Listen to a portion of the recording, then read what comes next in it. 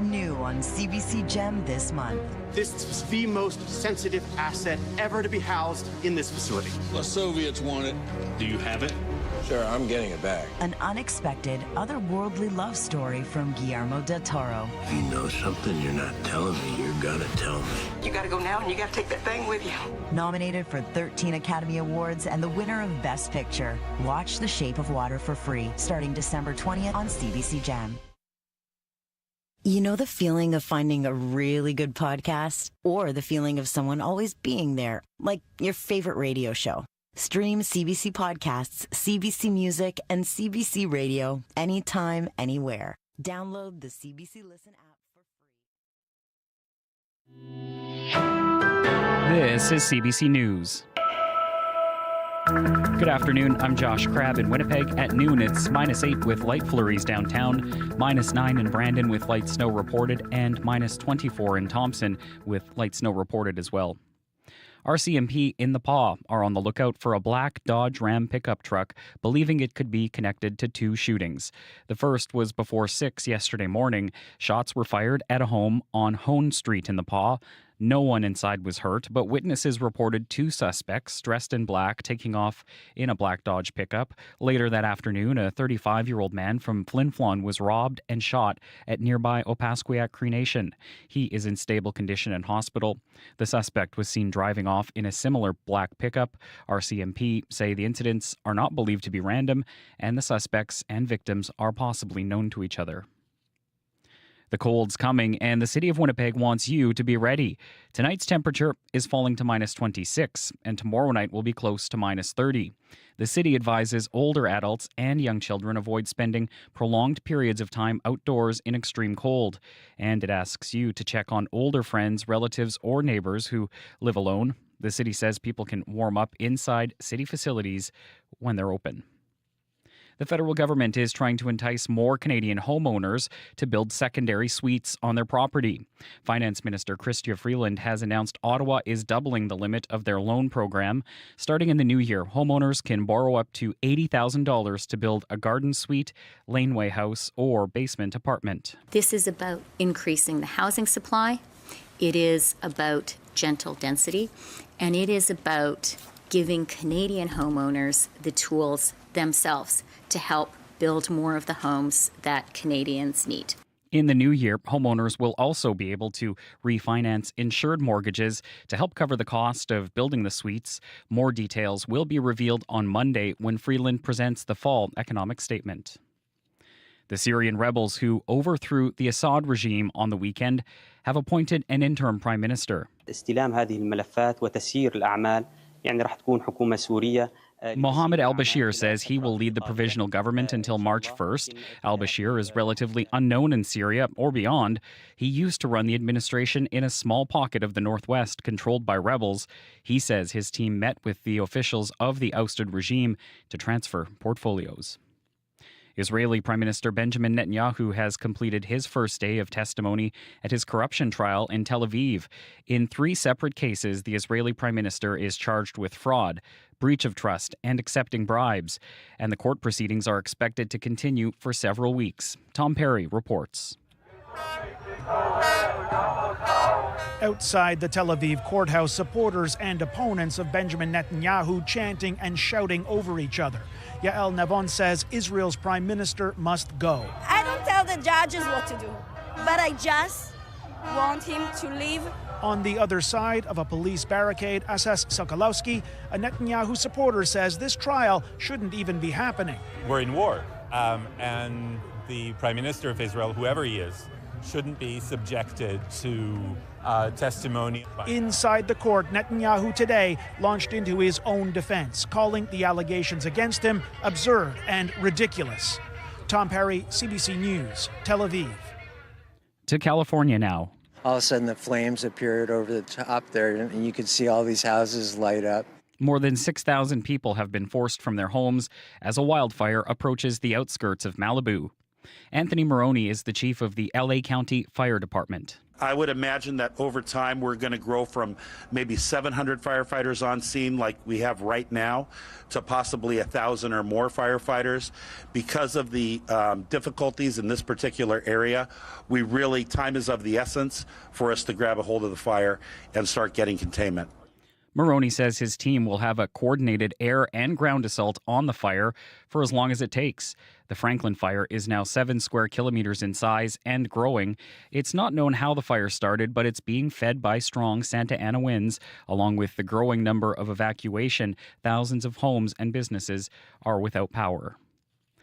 Canadian computer scientist Geoffrey Hinton was in Stockholm, Sweden today to receive his Nobel Prize in physics. This is the result of 50 years ago, having an idea of a problem that needed to be solved and just sticking with it for 50 years, even though most people in the field of AI and computer science said that what we were doing was nonsense.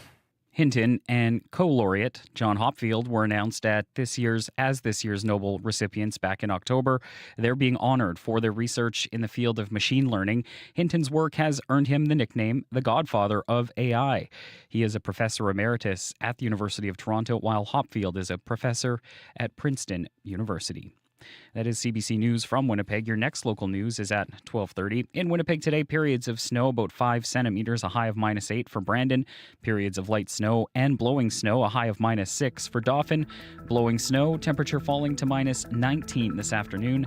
In the Pop, a mix of sun and cloud, temperature falling to -21 this afternoon. In Thompson, a mix of sun and cloud, temperature falling to -23 this afternoon. And in Churchill, temperature falling to -23 as well.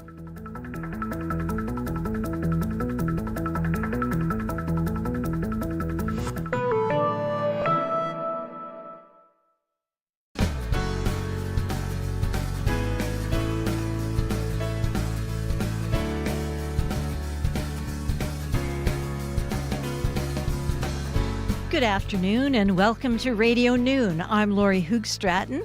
It's -9. It's a little cloudy. It's a tiny bit snowy, but it's so pretty out there with all the snow on the trees. I ducked under one though and got a load down my neck. That was less charming, but it does look good out there. Coming up on the show today, we want you to give us a call after the 12:30 news because there's been another blow to the free carry-on bag, once considered a given on even the cheapest airline seat. Now, Air Canada has announced some tickets will no longer include carry-on. How do you feel about that? Give us a call after the 12:30 news, 204-780-0893. But first up, with temperatures forecast to drop below -20 in the next few days, some tips on how to keep your battery, your vehicle, and yourself well prepped for this cold snap.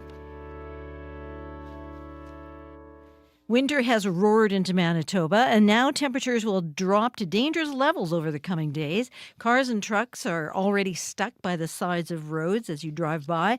And are you and your battery ready to handle a roadside emergency? Nadia Matos wants to warn Manitobans, Nadia, wants to warn Manitobans about the importance of prepping for winter. She's here to give us tips on how to do that. Nadia is manager of external communications with CAA Manitoba. Hello. Hello. So, Nadia, we always know it's coming, but it always surprises us, that first major dump of snow, which we now have, and the first major cold snap, which is sneaking up on us right now. So remind us, at what temperature should we be plugging in our cars? The sweet spot is -15. I mean, sweet spot, I don't know who for. No, definitely not us, but definitely for our batteries. That's the time to actually plug in your block heater at that time. And does it make a difference if you're in a garage or outside? Absolutely. It can, it can be less than 10 degrees. It could be warmer 10 degrees if you have it in a garage. Those winds can play a toll on it, on cars and car batteries. So yeah, that does make a difference if you have one. Of course, not everybody has a car garage. And so we are really recommending in these days to plug in your vehicles. And if you even just a little bit suspect that your car battery is not going to make it for the next coming days or for the winter months, to get that tested and replaced. So how do you check if your battery is healthy?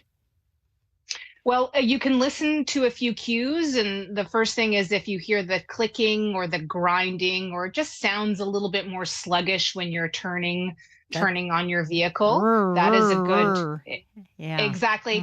Or even just like a little bit more sluggish at the very beginning. That's a good sign. You can do a visual inspection to see if there's any corrosion on the terminals or any kind of battery powder in and around the terminals there. But oftentimes you don't know.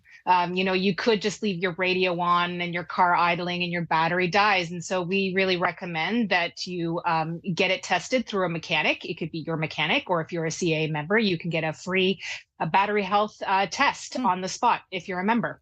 Okay, but tell us, why is cold weather so damaging to car batteries? Just sucks the life out of them?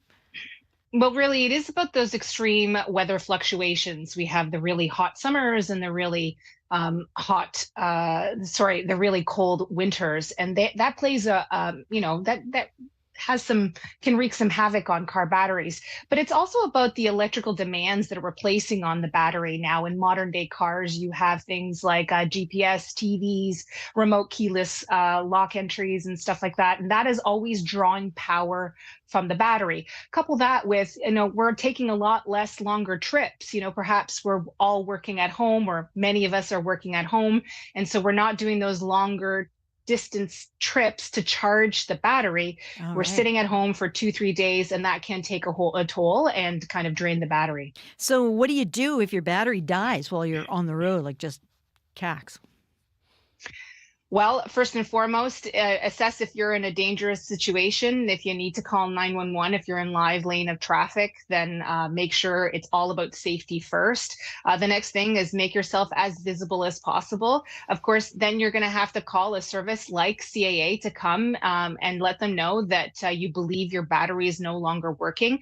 They'll ask you a few questions about the make and model of your vehicle and your destination, where you are. If you are in an unsafe situation, a CA battery truck, we do prioritize people who are in unsafe situations, so they'll get to you a lot quicker than if you're at home safe and sound. So some things to consider. Not much you can do on the spot. You can give it a boost, I suppose, but we recommend that you leave that to people who know what they're doing. I'm just a little bit nervous when it comes to doing battery boosts, so I just prefer CA Manitoba and CA in general just to come and give me that battery boost, especially since I'm a member and I very rarely use my calls. Well, very good advice. But while we're on the topic of imagining ourselves, stranded by the side of the road or something equally horrible, what should you have in the car at all times? As I say, not just for a dead battery, but for any emergency on the road. Review that for us, will you?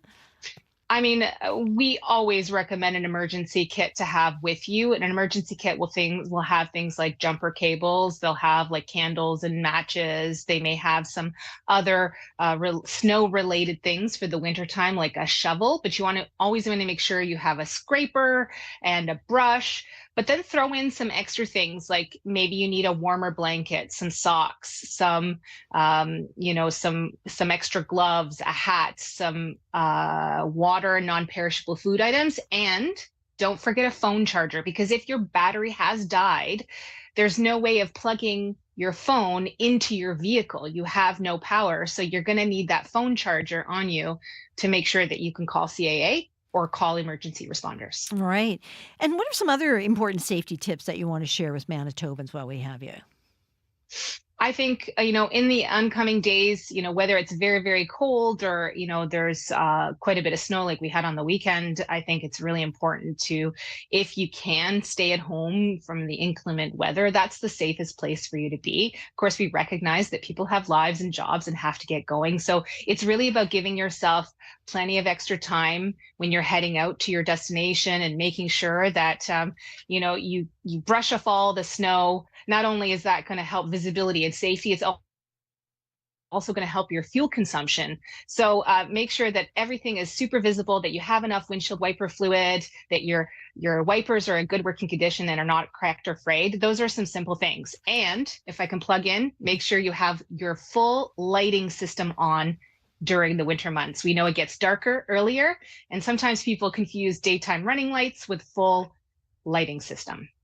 Very, very timely advice, Nadia. Thank you very much for being with us on Radio Noon. Happy to help. Bye-bye. Stay safe. Stay warm. You too. Bye-bye. That's Nadia Matos. She is Manager of External Communications with CAA Manitoba. And for more tips, you can go to caamanitoba.ca.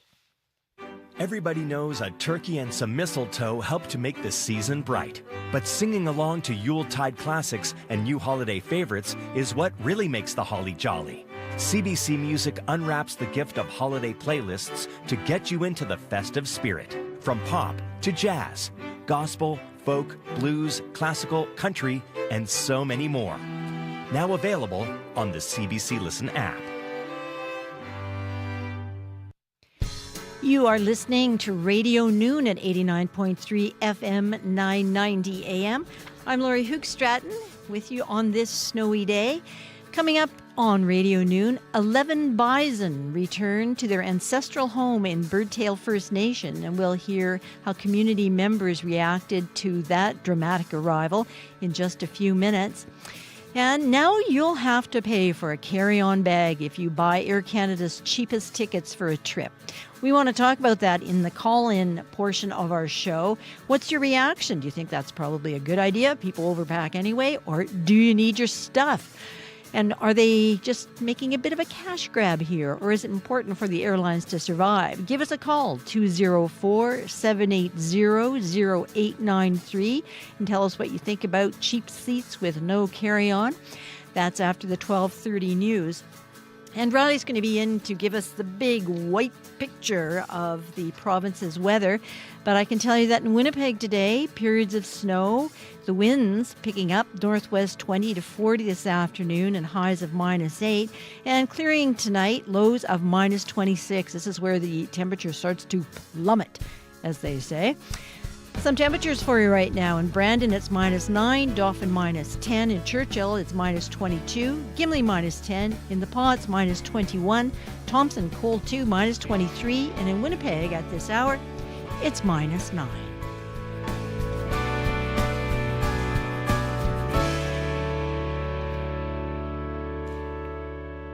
It's 16 minutes after 12 o'clock. 11 bison gifted from one First Nation community to another. More than 100 members of Birdtail Sioux First Nation watched as 11 bison raced through the snow, returning to their ancestral home in a special ceremony held last week. It was Sioux Valley Dakota Nation who gave the 11 bison to Birdtail to help strengthen Dakota identity and culture. Doug Hanska is Birdtail Jordan's principal land-based coordinator. He explained to the CBC's Chelsea Kemp what it was like to watch the bison return. Today is a really historical event. We were in talks with Sioux Valley on the buffalo. Of course, we always wanted to bring some buffalo back, and it's been over 100 years since the buffalo roamed in this valley. Of course, the buffalo is life to us. It provided everything that we needed to survive. What's it like to see them back here? I can't describe the feeling. It's an energy that's a really powerful energy. It just if the Creator's got that energy, that's what it is. I know you have 11 baby buffalo right now. What's their life gonna be like here? We're hoping that we're gonna take them back into a modernized world that we're living in. That they're gonna help us sustain our food sovereignty and food security within the community, so we can bring the old teachings into the modern day world. Is that why it was so important to have all the kids here? There must have been at least 100 of them. This is exactly why we did that for the generations to come. They're going to be taking over next, so we need to teach them, to show them that these things are important to us, our identity of who we are as Dakota, Lakota, Nakota, otherwise known as the Oceti Shakawi. And our ancestors always thought 7 generations ahead, and we need to start doing that as well, to think 7 generations ahead. What are we going to leave for the next generations to come? And right now it looks like we're having a good start. Does it help too that you have the white buffalo? I was really overwhelmed on that, because the teaching of the white buffalo is really symbolic to our Oceti Shakawi, and once you know that the teachings of that, it's just like I said, the energy is crazy, man. It's a really good, powerful energy. Can you even put into words how you felt when they came busting out of the trailer and started racing around in the snow? I was talking to my mother, and she said, "Did you see that?" And I said, "What did I miss?" And she said, "Well, they taught us something right off the bat." And I said, "Well, what was it?" And she said, "Well, when the buffalo came out, one of them fell down and picked themselves up again." I said, "That's showing our young kids, if you fall down, pick yourselves up again." So that was one of the symbols that one of our elders picked up here in the community. We need to create that awareness of our identities, right? And we've lost a lot of that within the community. So they're going to help us bring the identity part back. And basically it's about myself as a person, right? Understanding who I am, where I come from, and where am I going, and where do I fit in this world. Something special about animals. They connect in a way with kids we are not always capable of. They have a language that we have to understand. Once we understand what they're speaking to us, then we can show that respect to one another as well too. So we need to start viewing our animals that we keep, that we have, because they're teaching us. How does it feel for you, kind of just, again, seeing buffalo here for the first time in a century? The feeling is great. I feel really energetic, and like I have a lot of positive energy within myself right now. And is this really happening? And it's a surreal moment. That was Doug Hanska, member of Birdtail Sioux First Nation in southwestern Manitoba. Sioux Valley First Nation Chief Vince Takan explained to Kemp how he hopes the gifted bison will help the community heal. We thought that we could assist the community by helping them with the buffalo that we have.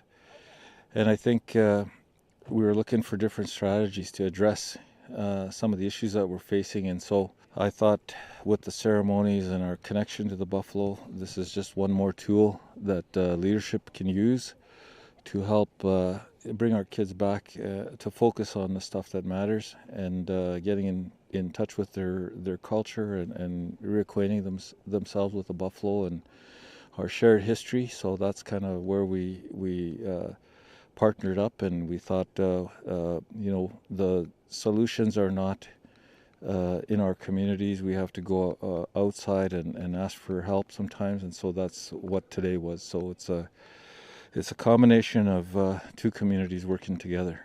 When you talk about issues you want the buffalo to help with, what are they?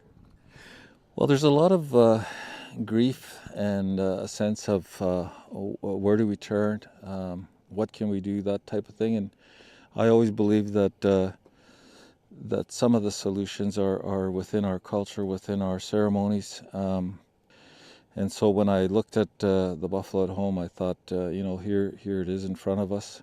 We need to look at what was given to us, the teachings. And, with today's pressures, today's dangers that are out there, we have a meth crisis, we have missing and murdered Indigenous women, and we have all these things that are going on, grief. Traditional methods of dealing with these things, the treatment centers and all the counseling, the time spent talking to psychologists stuff, I think that's good. That could complement what we need to do. But I think with the buffalo and the ceremonies that come with it, I think that's just another tool that leadership in the community can use to bring the young people around. That was Sioux Valley First Nation Chief Vince Takan. You can see the bison's dramatic arrival on our website, cbc.ca/Manitoba. Manitoba's the kind of place that draws you in. Every day it's growing, it's changing. Just when you think you've got it figured out, though, there's something new to understand. I'm Marcy Marcusa, host of the CBC Daily Podcast. This is Manitoba.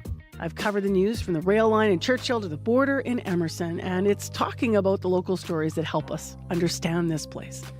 That's what This is Manitoba is all about. Find it on CBC Listen or wherever you get your favorite podcasts.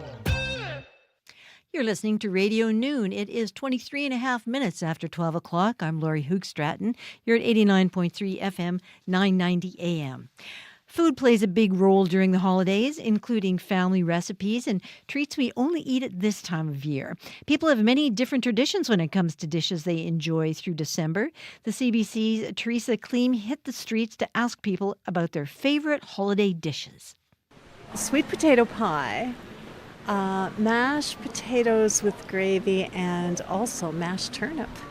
That is very specific. Why those items? I think because I would say they are comfort foods. So do you have them on Christmas Day, Christmas Eve, or is there a tradition behind them? Christmas Day, for sure.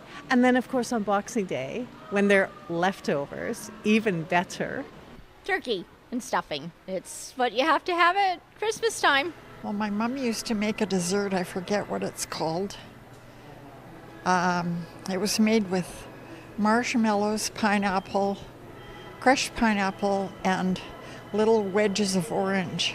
That sounds delicious. And I, for the love of me, I've never been able to duplicate that recipe. Did she not hand it down to you? Well, it's in one of her cookbooks somewhere, but heaven only knows where that is. So it's an ongoing project. Yeah. So what are you going to have on over the holidays for food then? Oh, mostly we'll just do hors d'oeuvres or snacky things. So there's shrimp rings and olives and nice wedges of cheese and that kind of thing. You don't seem to get stuffed like you do if you sit down and eat a turkey dinner. Well, I guess the favorite ones, of course, are turkey and cranberries and stuff like this, the more traditional stuff here. So we've always done it for years and years and years as a family, and so we carry on that tradition. Dad used to prepare the turkey and stuff like this here, and then we'd sing our Christmas songs and stuff like this. Well, I like the French tourtière. What is that? That's a French meat pie. It's tourtière, it's called. And parents would make it. My mom would make it all the time. We're sisters, so that's one holiday food that I really like. Is one of you making it then nowadays too? Our sister here used to make it. You make it quite often? Oh, yes. Has she mastered it like mom? Yes, actually she has. Yeah. That's quite a compliment, hey? Yeah, thank you. What about sweets and treats? Any holiday sweets and treats? Treats now, let's see. I would say one member of the family enjoys most of all Nanaimo bars. And also our favorite is fruitcake. Ooh, really? There's a hot debate about fruitcake, hey or nay. Yeah. Some people love it, some people don't. We love it. We love it for breakfast and also for a night treat after supper. Oh, probably mince tarts. Yeah, they're a once a year thing too. The peanut butter butterscotch squares are kind of a favorite. Homemade? Homemade, of course, yes. Oh, haystacks, yes, haystacks, but that's year round, not just Christmas. So you make all those treats? Yes, I do. So how can I be invited? That's CBC's Teresa Kleem talking with people about their favorite holiday dishes. And now I'm starving. Let's take our minds off food with a musical moment. Pasquia Cree Nation country artist Desiree Dorian has shared her 7th studio album. The project was a chance to involve more Indigenous creators in the recording process. Here is Desiree Dorian with the title track. It's called Remember Your Name.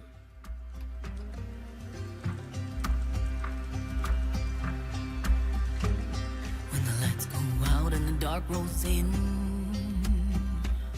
when your body's bruised and you just can't win, when you scream out loud but you have no voice, you had a dream, now you have a choice. Remember your name, remember where you came from, touch your skin, touch your face, raise your head, take your place in the cold hard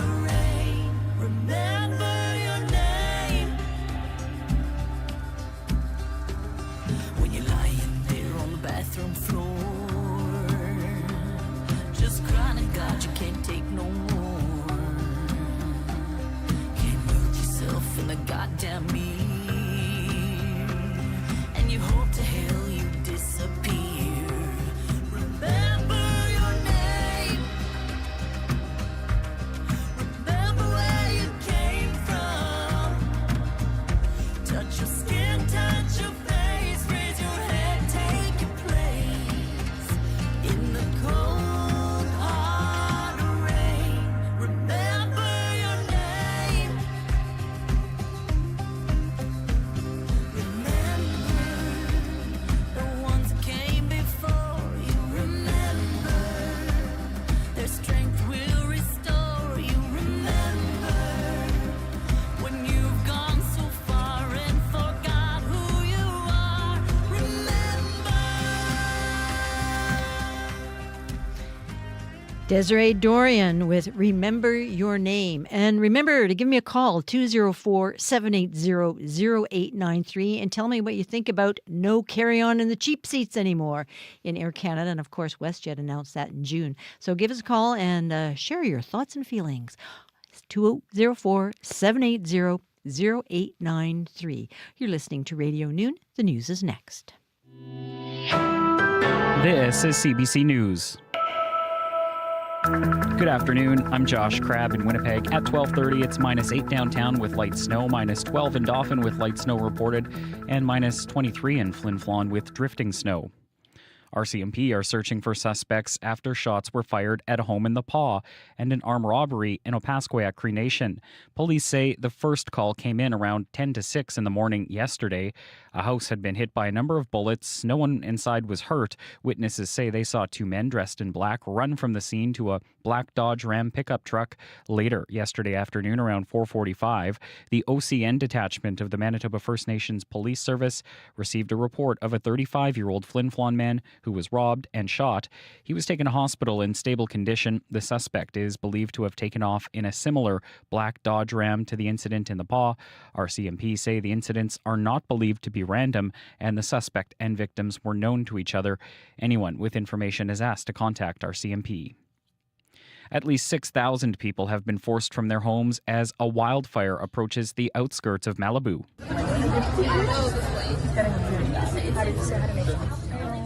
That's students at Pepperdine University being ordered to shelter in place. It's just one of many properties under threat, as the Franklin fire is now 7 square kilometers in size.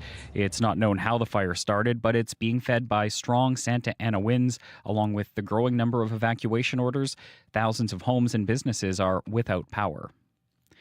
Canada's Geoffrey Hinton received the Nobel Prize in Physics today. Watching the Swedish ceremony via live stream, his students and colleagues celebrated the remarkable achievement.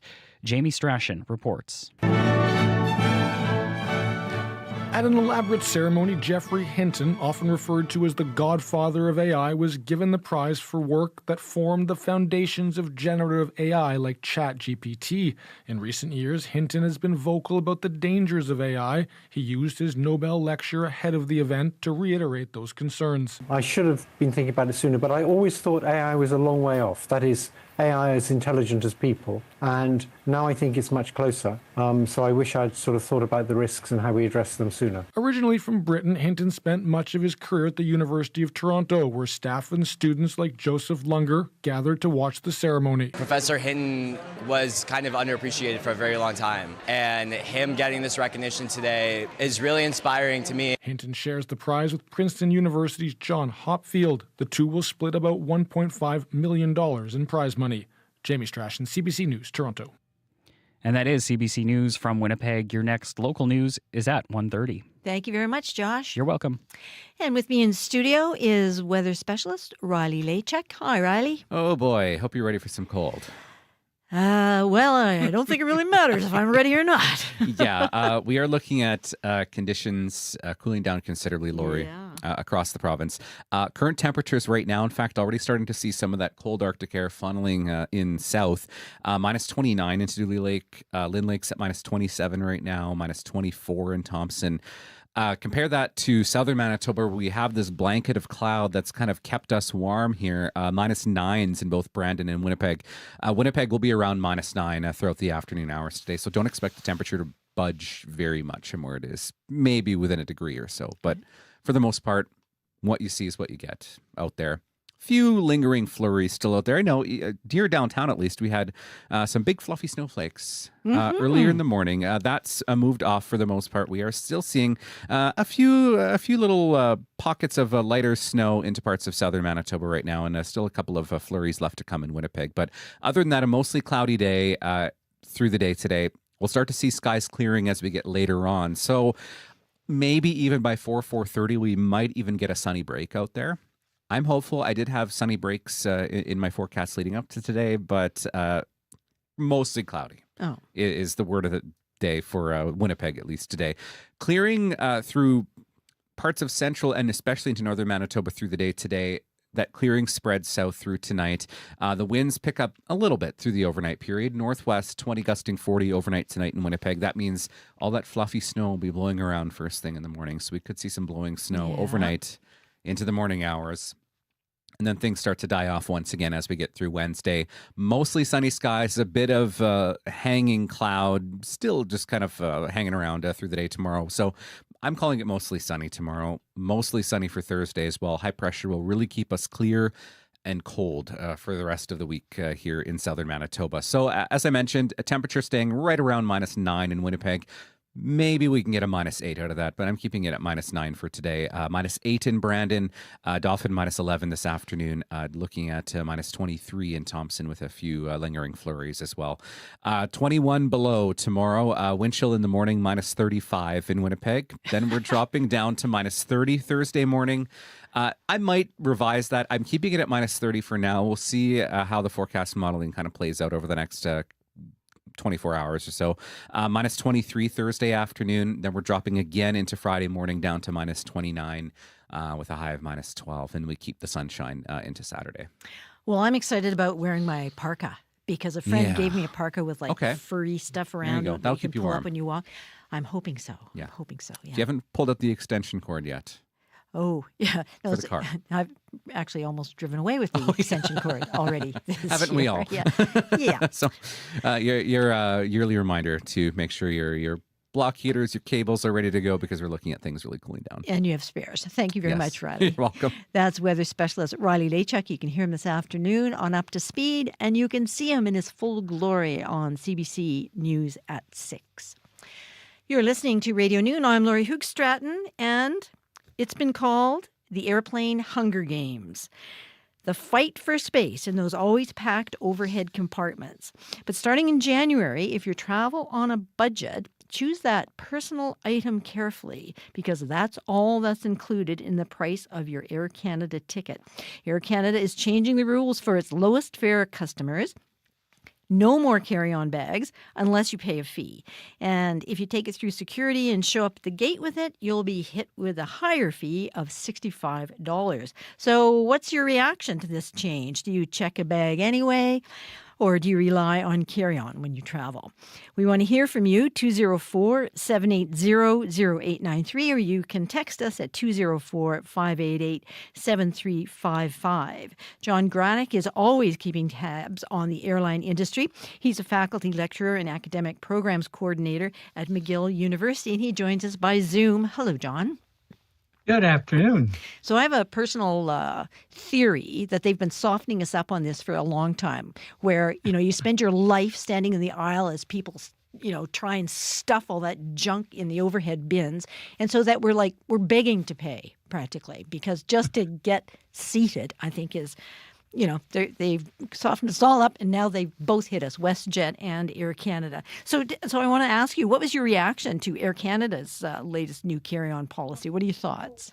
Well, it was bound to happen. I think that WestJet and Porter were leading the charge in putting charges on and banning carry-on bags for their lowest fare customers, and then charging them $35 or more for the privilege of checking that carry-on bag on board the airplane. So this was, there's a couple of theories as to why this is happening and why Air Canada decides to join the likes of WestJet and Porter in doing this. I think the one I like is the one that they really wanted to stop the Hunger Games on board the airplane. Mm-hmm. That, really taking that angst and that anxiety away from people sitting in Zone 4 or Zone 5 on the airplane. By the time they get on board, all that space on the up, in the baggage, in the upper deck bins have been all gone, and you're left, sobbing, trying to plead with the flight attendant to keep the bag on board the airplane, because all your medication is in there, and cameras and all kinds of stuff is in that carry-on bag. So now that's all going to stop. You're going to have to make sure that the stuff that you really need on board the airplane, whether it's medication or anything else, or valuables, that fits either in your purse or a laptop carry-on, because that's the only thing that's going to be allowed in those seats that you bought with the basic fare. So, you'll have to change your travel habits. You have to change your way of thinking about rationalizing the space that you have to do carry-on, which now will be very limited. Yeah, and as you pointed out, everybody's been putting up with it for so long. And I wonder if some people have changed their ways, or if they're just like praying there's going to be room. Give us a call. And this is a big travel time for people, so we're asking our listeners to tell us what they think about this, and especially maybe wondering how they're going to get to their holiday destinations with a minimum of stuff. Give us a call, 204-780-0893, and let us know how you feel about carry-on in general. Maybe you have abandoned it long ago. In fact, John, I used to be a big believer in carry-on and nothing else, because I hate the carousel, right? Standing around, wasting your life at the carousel. But then you realize that you've become part of this horrible problem of trying to cram the stuff in the overhead bins, or else you've paid a ridiculous amount of money to sit in the exit row, which then brings the price up of your carry-on. So, it's a total catch-22. So I think that the airline industry has really totally grabbed this concept of ancillary revenues for services that once were embedded in the price of your ticket. So you and I still remember, traveling, when you bought an airline ticket, you had your carry-on, of course, you had your check bags, and you had your seat selection all included in the price of your ticket. Yeah. And now with the advent of low-cost carriers and the opportunity for additional revenues at very little cost, by the way, that the airlines are seeing this as a cash grab, as a way to improve their bottom line revenues, and to in fact look at increasing the return to the airline shareholders. So WestJet sees this as a way to provide return to Onyx, who owns WestJet, and Air Canada, has got numbers of shareholders, including you and I, by the way. Mm-hmm. We still have 6.5% of Air Canada. Huh. So the improvement that we're going to get on the bottom line of Air Canada is going to be interesting to see how much these ancillary fees are generating from Air Canada. Yeah, and it's hard to, or at least it's hard for me to imagine, how they weigh these things. How do they balance their need for the additional revenue, if they do, while maintaining positive relationships with passengers, the same ones that are crying in Zone 5 because they can't get their stuff on board? Well, I think, you use the term customer service, and I use that term quite loosely in the airline industry in Canada, because there really isn't much left in terms of customer service. You try to get somebody on the phone at Air Canada reservations or WestJet reservations, and you're waiting for hours and hours and hours listening to that wonderful tape music that's there, and you finally end up talking to a chatbot rather than to a real person. Mm-hmm. And so customer service does not seem to be top of mind in the airline industry in Canada today. I think airlines are focusing in on the bottom line, on the economics, and customer service has taken a back seat. Yeah. And that's unfortunate. Well, let's go to the phone lines, and we want to hear from you, 204-780-0893, and tell us what you think of this. Is this just like the straw that's breaking the camel's back, the unkindest cut of all? Put it however you want, but what do you think about no carry-on if you're trying to economize on your seats? We have Kim on the line. Hi, Kim. Hi. So what are you thinking? Well, I'm sure I'm not the only person in this situation. I bought a ticket. It's for January 15th, and I chose to fly with Air Canada because it did include a carry-on, and so for that reason, the price was competitive. However, now I've heard different answers on the media, and I can't find the answers to Air Canada yet, but are they going to turn around now and not allow me a carry-on? Even though my ticket that I bought Like I bought it in October. It did include a carry-on. Yeah, that'd be pretty rich if they charged you. What do you think, John? I think they'll charge you. Really? I think they'll charge you. I think it's a question that as you show up at the airport, this is they'll look at your ticket, and they're saying you have a carry-on with you at this ticket price, which hasn't changed, by the way, as a result of this introduction.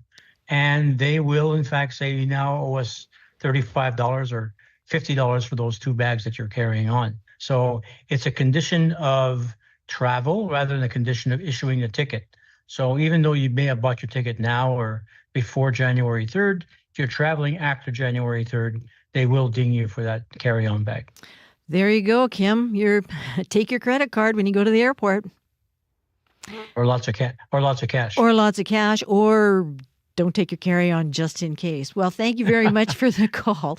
Let's stay with the callers, and we've got lots of room on the lines. Give us a call, 204-780-0893, and tell us what you think of having no carry-on without paying for it. Maybe you think this is a good idea, that it'll speed things up and it'll help us with conspicuous consumerism and so on. So what if you wear the same outfit 17 days in a row? You're probably visiting somewhere where they'll never see you again as long as you live. You could try that. But let's go to the phone lines, 204-780-0893. We have Marie on the line. Hi, Marie. Yes. What do you think? I'm just a listener. I don't travel, but I presume it was going to come sooner or later, is to charge for a carry-on bag. But ladies have to have some sort of more baggage because of nature's ways. Mm-hmm. And then another thing, I would just turn around, put on more clothes, put on more jewelry, and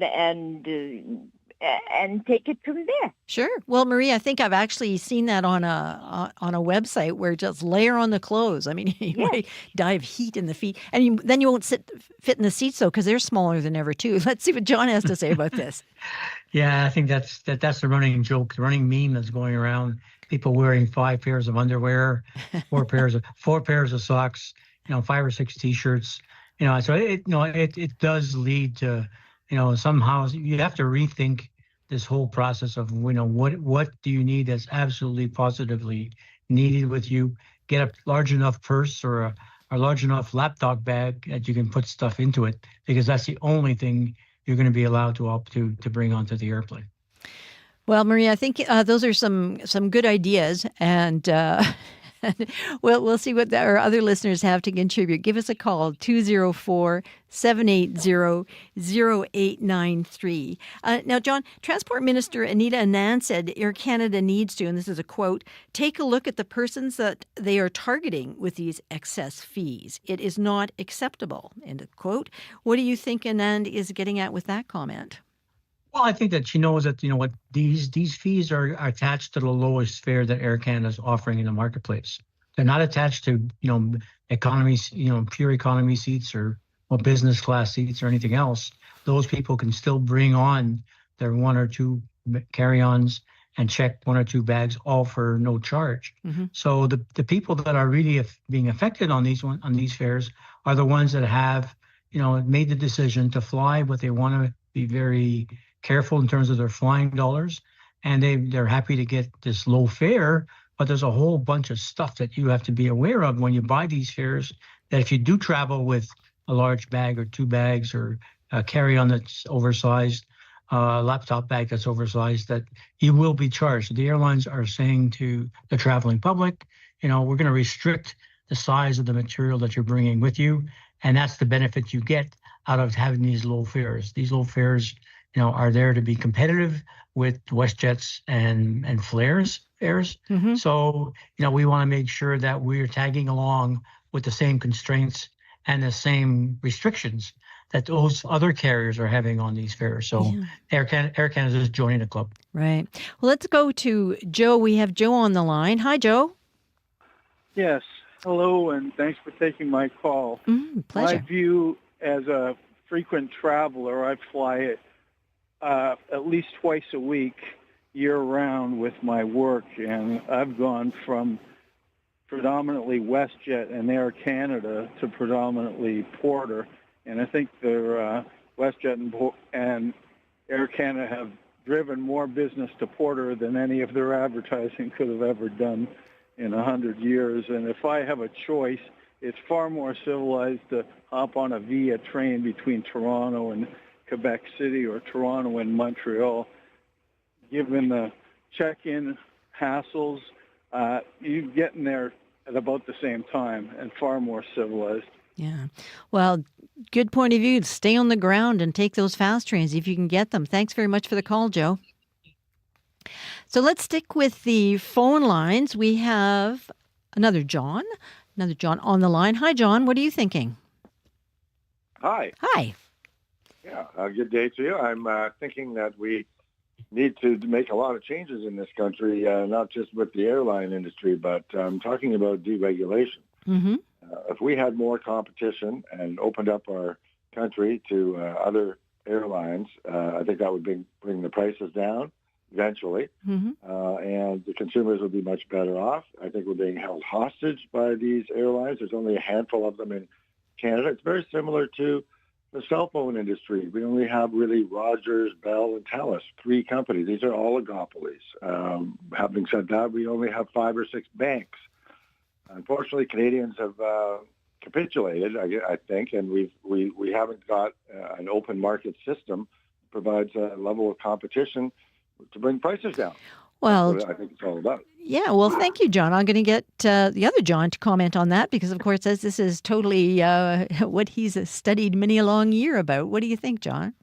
Yeah, I think he has a point. I think the point being that, deregulation happened in Canada in the airline industry in 1985, started in through 88. So we are a completely deregulated market. The government only gets involved in the industry for regulatory purposes, for safety, for security, for licensing, and all the technical side associated with flying an airplane. The commercial practices are totally unregulated. The industry has to police itself, and the industry can behave any which way it wants, pricing, services, and everything else. So what's happened over the last 35 years and since deregulation is that Air Canada has been around for all of those years. WestJet's kind of got it in play. But those 2 carriers in recent times have been very aggressive in ensuring that the competitors are, in fact, put on notice when it comes to pricing and services they're offering, that these 2 airlines, Air Canada and WestJet, will not back down and will not give these carriers a chance to survive. So we've gone through 30 carriers Amazing. In the last 30 years. And those carriers, for the most part, have been, torn to bankruptcy as a result of activities that have been taking place by the duopoly we have in Canada to, in fact, drive competition down. So it's not deregulation that's really causing these issues to happen. It's really the behavior of the carriers, and there's nothing that's being done by the government to, in fact, oversee the behavior of these carriers.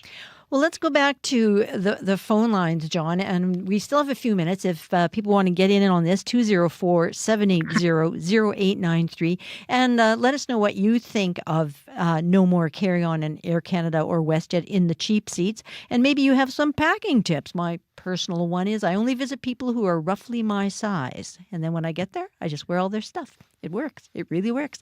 Let's go to Bob. We have Bob on the phone. Hi. What are you thinking? Hey, how you doing? It's interesting. I just flew with WestJet for the first time. I was using some of the other airlines before, Lynx, who's not around anymore, and Flair, and they're all pretty good. So we did the econo deal with no luggage, so we packed very lightly, and some people were surprised that they couldn't bring their packages on, or their big packages, so they had to pay. But one good thing about it is a lot of people took advantage of bringing in lots of stuff before and tried to cram it into luggage and areas that weren't meant for it. But as far as the regulations and the pricing is, I think we as Canadians, or all of travelers, have to realize that in order to have stability, you need good good management, and some of these airlines that I was flying to Toronto with for $59 or $79, it's unrealistic, right? But we have to watch in Canada with this monopoly we have, not only in the airlines, but with the other, with our cable and telephones, that we have to see if we can get some more companies involved. And I'm glad that Porter is getting a little stronger, and just to keep people honest, right? The big companies. I mean, that's all. We just have to use a little bit of courtesy when we're dealing with these people that we're, because their life isn't easy either, with travelers who sometimes are a little bit aggressive. Yeah, testy. So all we got to do is just take a deep breath and look at the situation and, think of other people, because we're not the only ones on this planet, right? And that's the whole thing. But let's just all try to, work towards the main goal is to get the best price, the best service, and we have to pay. We're the people that travel are, we're a little bit more affluent than maybe the average person who has to take the bus or the train, or That's absolutely true, Bob. And we've just got a minute or two left, so I'm going to get John to comment on that before we run out of time. But thank you very much for your thoughts. Much appreciated. So, John, what do you think? Oh, can't hear you. Wait a minute. John? There we go. It was classic. Somebody's got to be muted during one of these Zoom calls. We do it all the time. Yeah. I know. Anyway, I think that he's right. He's got a point to make in terms of, the patience that we have as Canadians. Canadians have been suffering through, in my view, a reduction in customer service by the airline industry. And we're very complacent. We haven't said too much about it, and we've taken it on the chin. And that's fine. And there's nothing wrong with that. And that's what Canadians would normally expect for the business. But I think there's still room for the government to somehow, some way oversee the level of customer service that's being brought to the customers by the airlines. And I think that's something that Minister Anand was very vocal about in her conversations last week and over the weekend, that she's really anxious to have a look at the level of customer service that's currently being provided by the airlines. Well, and just before I let you go, what could passengers do to protest this change if they wanted to? Is there something short and sweet you can tell me? Yeah, just send an email to your MP. I think the government really is grasping at straws on this one to try to fix the problem. I think they're not sure how much of an appetite Canadians have to fixing this customer service problem and these ancillary or junk fees that are out there. And I think that we need to have Canadians start to get a bit more vocal to their MPs to say, listen, enough is enough. Well, thank you, John, very much for joining us today. Lots of interesting things to think about. Thanks a lot. Thank you. Bye-bye. Have a great day. You too. Bye-bye. That's John Graddick. He is faculty lecturer and academic programs coordinator at McGill University. Now I'm joined in studio by Faith Fundal. They are host of Up to Speed this afternoon. And always, hello. Good afternoon, Lori. Should vehicles come standard with an ignition interlock where drivers need to prove they're sober before vehicles can start?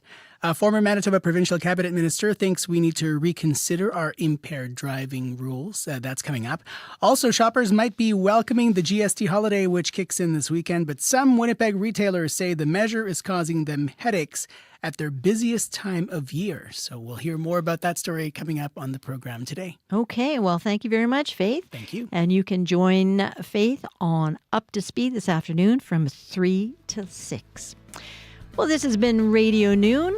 Been lots of fun being with you. I'll join you again sometime next week, I think. And remember, plug in your car. It's going to be a bazillion below. Brrr. Talk to you soon. Bye.